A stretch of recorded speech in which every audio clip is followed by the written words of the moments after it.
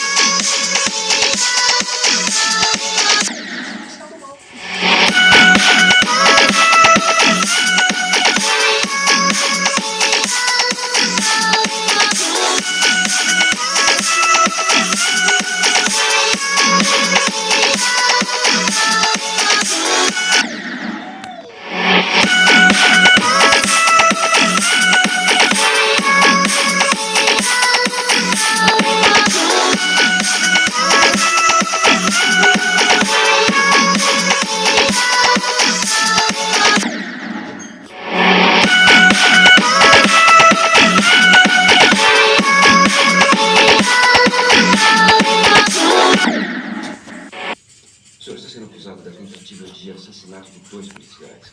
Mas, por sua sorte...